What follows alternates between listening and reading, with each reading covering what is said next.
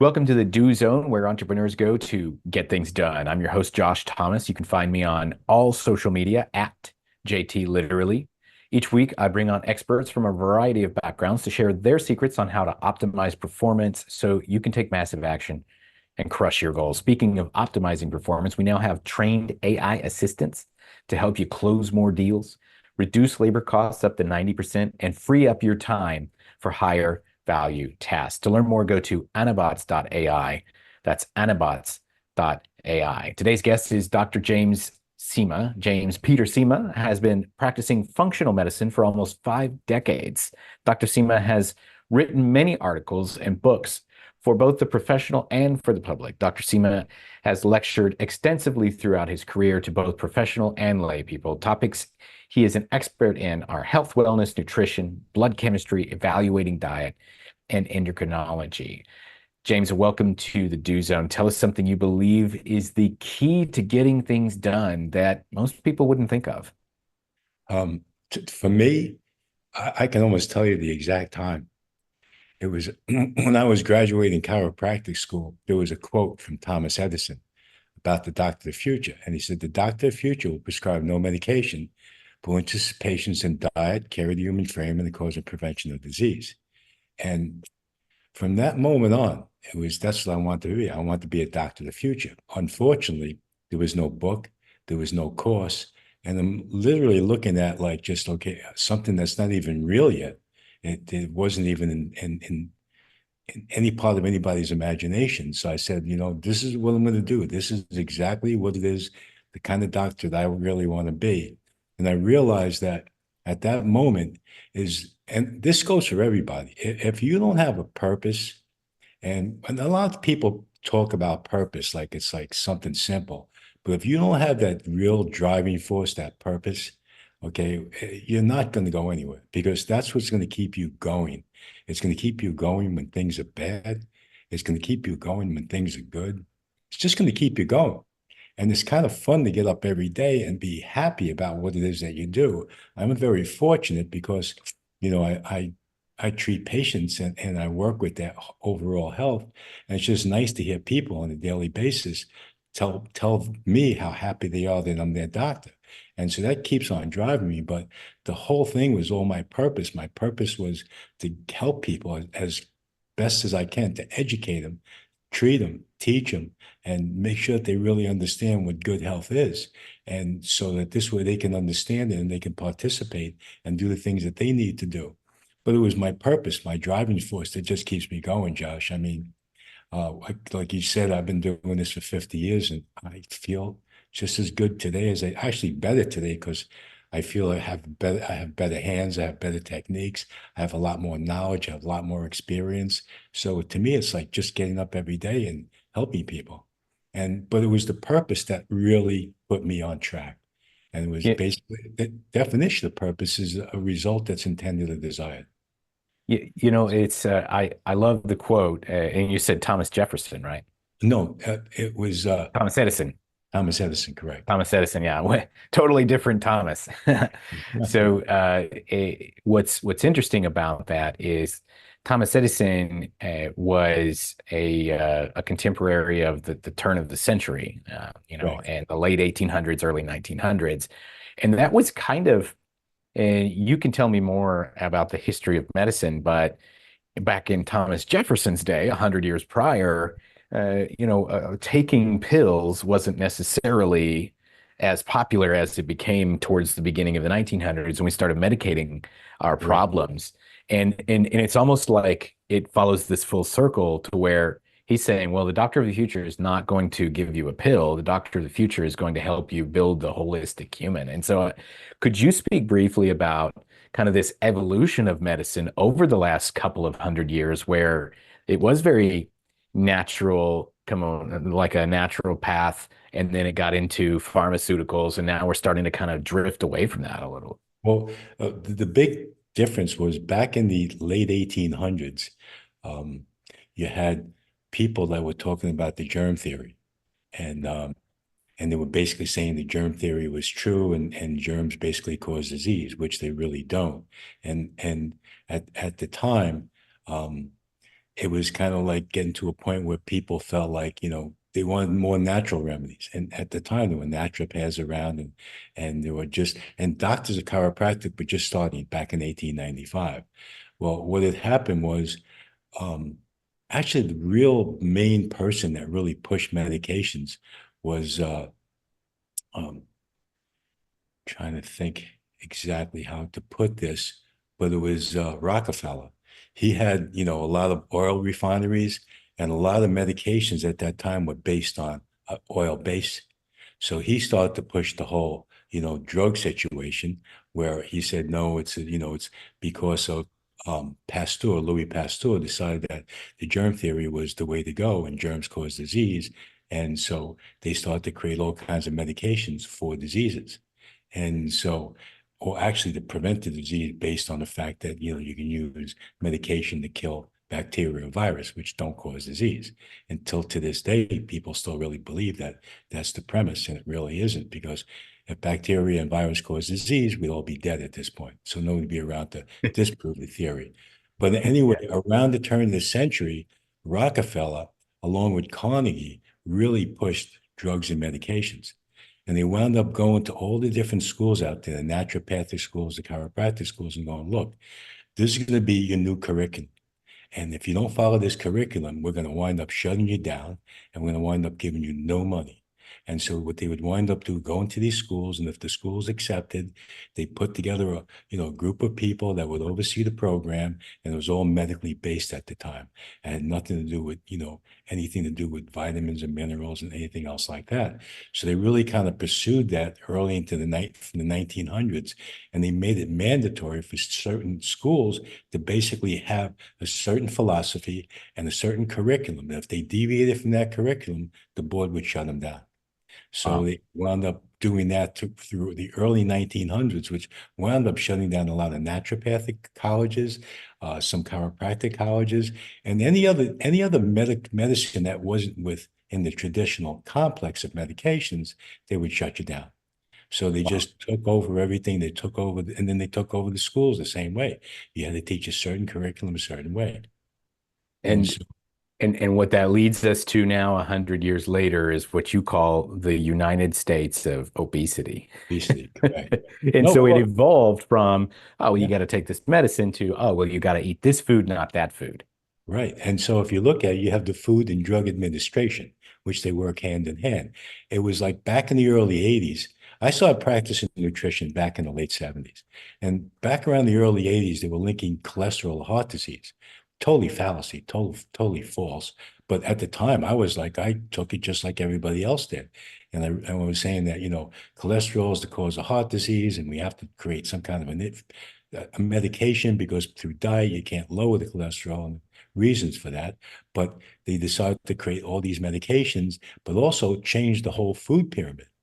They went from, high protein, which was at the base of the pyramid, to carbohydrates.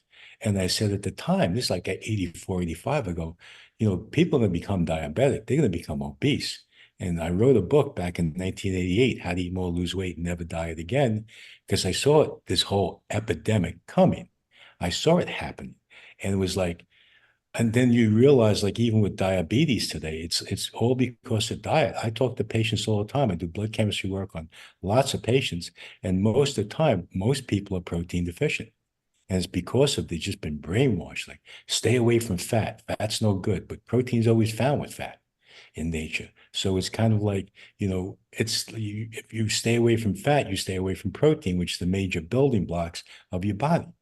And so they kept on doing that. And now 40 years later, you have all these degenerative diseases going on. And also, too, like, for example, with the cholesterol, using statins, they created a whole big mess of problems. Like, they say the bad cholesterol, which is ridiculous with the LDLs. The LDLs make your sex hormones, makes your testosterone, estrogen, progesterone. 10 years after the statins came out, the erectile dysfunction drugs came out. And it was like, I saw the whole thing happen. And it was like, not only that, if you look today, dementia is like berserk. It's not like if you're 90 and have dementia. I know patients 50, 60, 70 that have dementia, and they're kind of really far gone. And a lot of it has to do with the statins, because the statins kind of reduce the LDLs, and the LDLs, the purpose of another purpose is to basically produce what they call phospholipids, which surrounds your brain and prevents it from short circuiting. You reduce the phospholipids, your brain starts short circuiting, and you have dementia. You're walking around in the middle of nowhere, you don't even know where you are. You think you're going to work, you're sleeping. So it's kind of like you see that happening. But I never heard of dementia, and when I was back in the 70s, that was like, if a guy was 85, 90, yeah, he was like senile and stuff, but you could understand that. But not at 60, not at 70. My son-in-law's father passed at 70, 73, okay, and he had dementia for like 5 or 6, 7 years prior.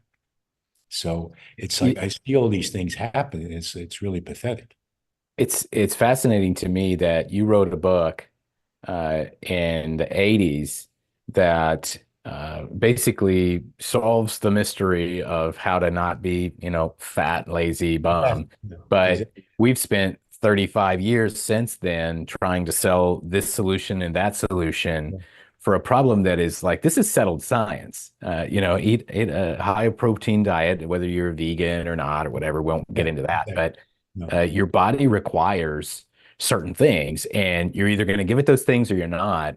Whether it's the 80s or the 1780s, your right. body hasn't really evolved. And so the science hasn't changed a whole lot. And what we understand about the science hasn't changed too much. It sounds like the propaganda around who's getting paid has changed. And That's that's what's confusing all of us.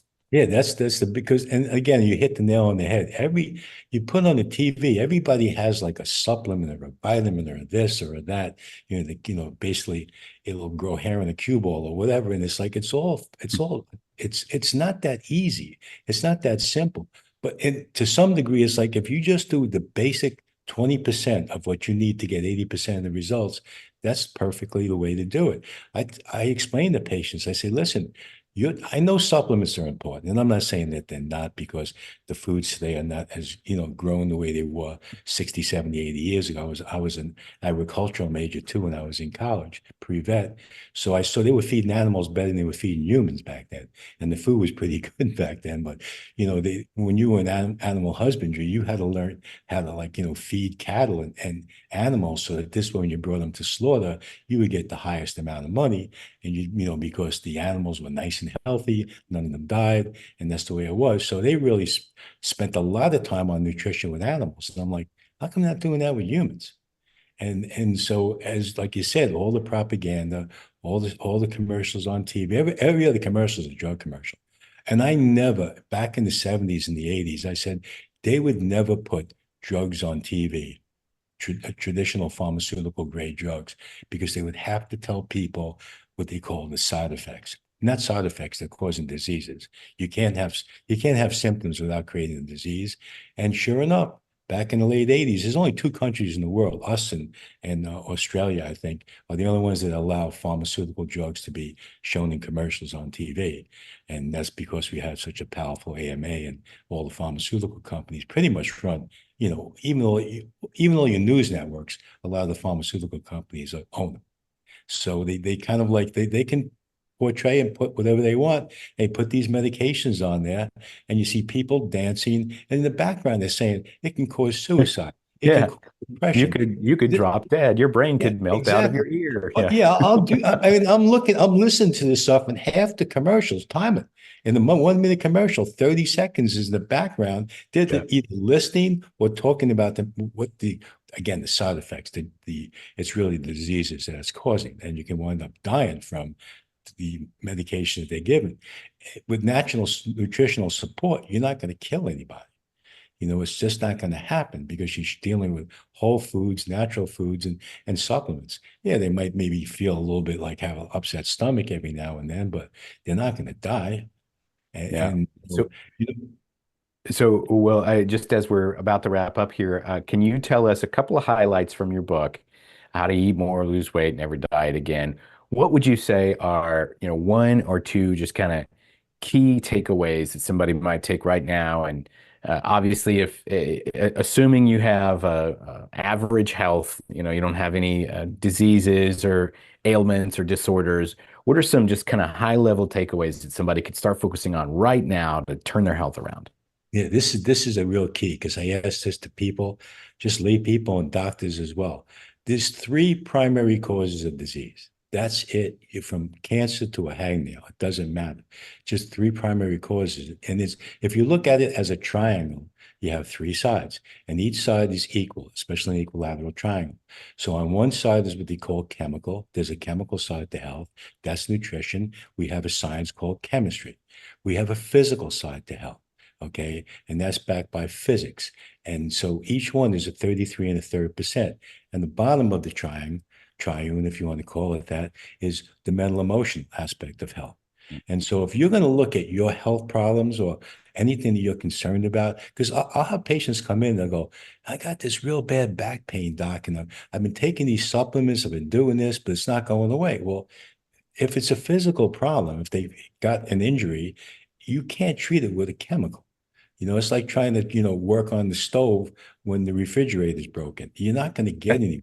And that's what happens with doctors. Though you go into their office, you got pain, it's physical. They want to give you a drug, or worse, they want to do surgery on you. So if you look at your overall health, Josh, and you have to do this every day because every day your body's being traumatized chemically from the food you eat and the chemicals in your environment, physically, because physically, people, physically, what's physically? What do you mean? Well, you have the effects of gravity on you 24/7, whether you're sitting, standing, twisting, bending, playing golf, whatever you're doing, the effects of gravity are pushing you into the ground.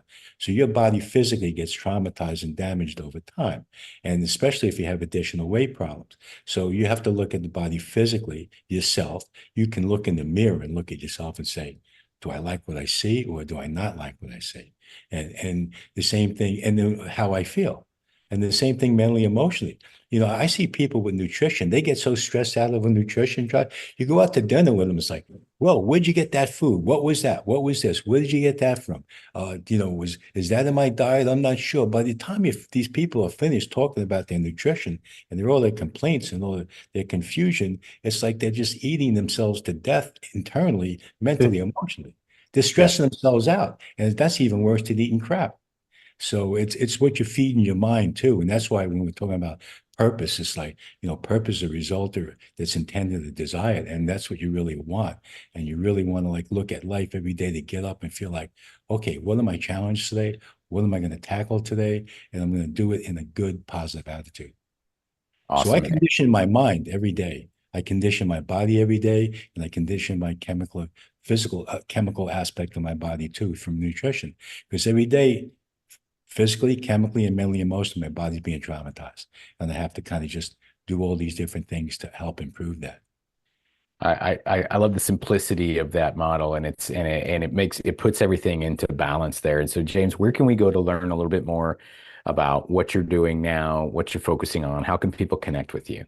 Well, we have a website. It's called cimahealth.com, and it has all the different aspects of we have probably one of the first integrative medical, functional medical and traditional medical facilities around. So we work with everything. We have medical doctors, osteopaths, chiropractors, doctors of physical therapy. We do a lot with uh, aesthetics. We have a whole aesthetics team in there too for the beauty aspect with the women. We have a health club.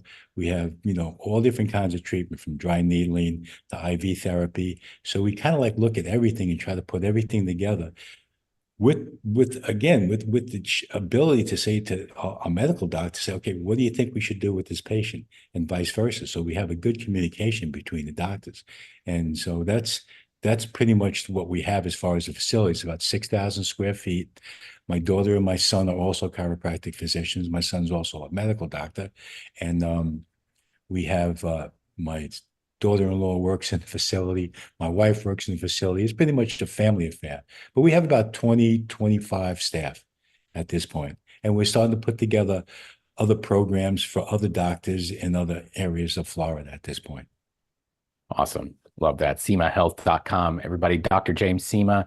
We're going to wrap up from here. Thanks very much to our guest for joining us and sharing a little bit of wisdom about how he gets things done. If you'd like to learn more about how to get yourself on the right track for a healthy life, both physically and mentally and chemically, you can go to cimahealth.com. That's CIMA health.com. Whether you're on your morning commute, in the gym, or somewhere out in the field, snap a selfie, tag me at JT Literally. Show me what you do while you're in the do zone. And one more time, if you're looking to boost sales, cut costs, and free up your time for higher value tasks, Anabots will build a custom AI assistant for your business so you can get more done in less time. Learn more at anabots.ai. Hey, that's it, everybody. Let's get to work. Hey, thanks for listening to the Do Zone podcast. If you're running a service-based business that's looking to grow this year, let's talk about how we can slingshot you into momentum with a quick injection of cash and sales. Our clients typically see results in as little as 7 days. To learn more about what we do, you could go to factor1.io. Once again, that's factor1.io. We'll see you next time.